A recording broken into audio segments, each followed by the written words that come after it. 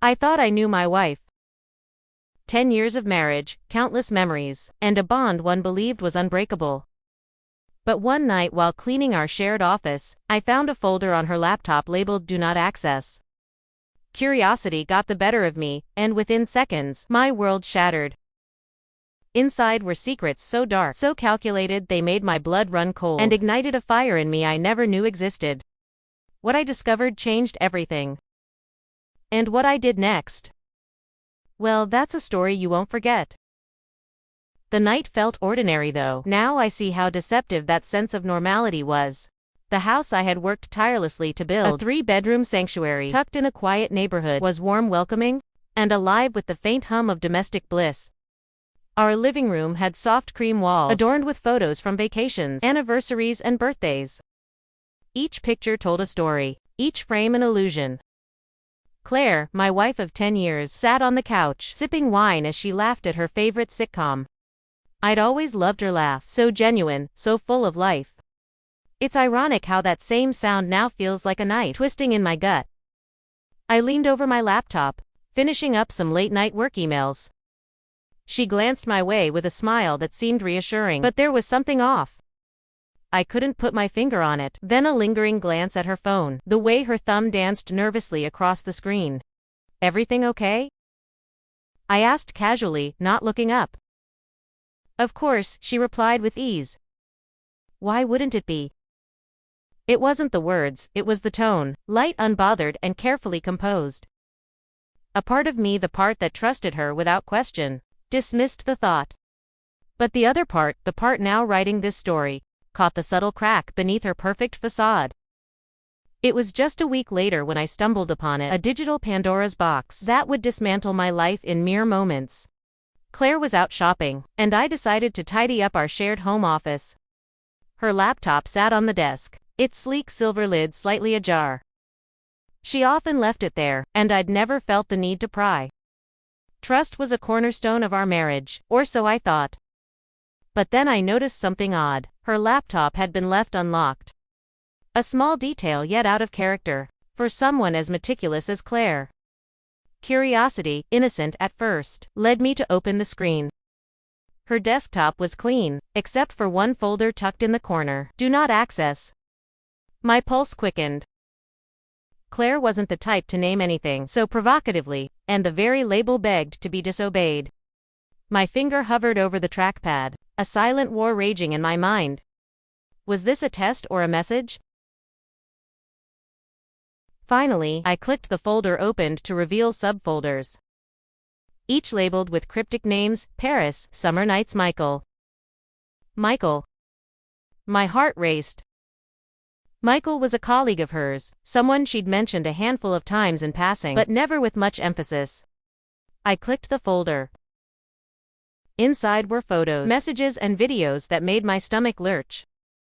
Explicit pictures of Claire and Michael, their smiles intimate their touches lingering. Messages filled with declarations of love and lust, mocking the vows we'd exchanged. My chest tightened as I scrolled through videos that left no doubt about the betrayal. And then the final blow, a document titled The Plan. I opened it, and each word hit like a punch to the gut. Claire had meticulously outlined how she intended to leave me after draining our joint accounts, of course. She even listed potential excuses to garner sympathy from friends and family. It was cold, calculated, cruel. That night, I didn't confront her. Not yet. I needed time to process, to think. But every moment in her presence felt like a torment. When she kissed me goodnight, I fought the urge to recoil. When she asked about my day, I felt the bile rise in my throat. 2 nights later, I made my move. It was a Friday, and she had planned to meet friends for dinner, or so she said.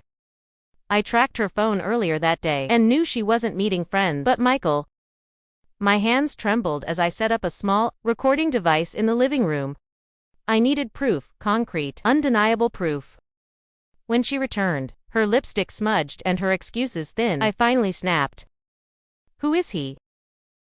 I asked, my voice low but sharp. Her eyes widened, a flicker of panic betraying her otherwise calm demeanor. What are you talking about? You know exactly what I'm talking about, I growled, stepping closer. Michael. The photos. The videos. The plan. Her face paled, but she quickly recovered, crossing her arms defensively. You went through my things. How dare you invade my privacy? Privacy. I laughed bitterly. You want to talk about privacy, while you're plotting to destroy our marriage and rob me blind. For a moment she was silent, her mask slipping.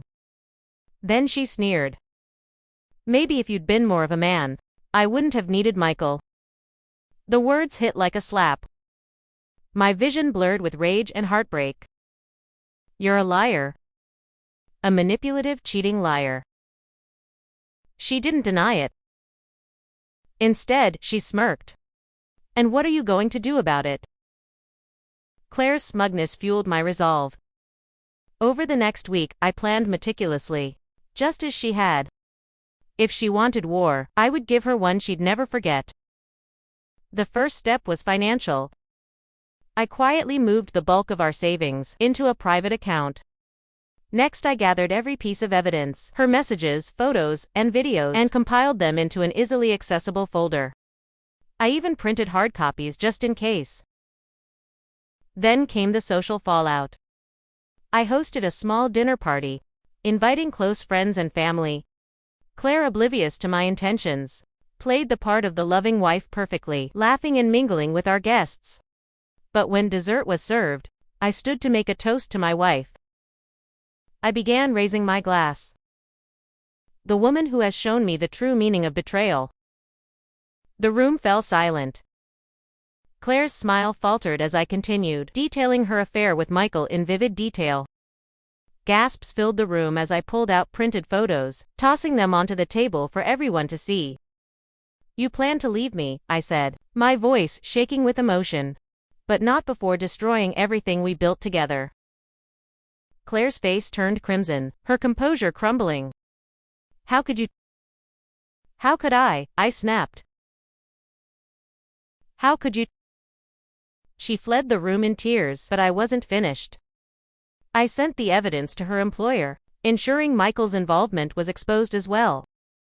Within days, both were fired for violating company policies. The aftermath was both cathartic and bittersweet. Claire begged for forgiveness, but her pleas fell on deaf ears. Our divorce was swift and brutal, with me walking away with the house and the bulk of our assets. Michael, on the other hand, wasn't so lucky. His wife, unaware of the affair until my revelations, left him and took their kids. He lost not only his family, but his reputation and career. As for me, the scars of betrayal remained, but they became a reminder of my resilience. I learned to rebuild not just my life, but myself. Trust issues lingered, but so did a newfound strength. Some betrayals break us. Others build us into something unbreakable. If you think justice was served, hit that like button. And don't forget to subscribe for more stories of betrayal, revenge, and redemption.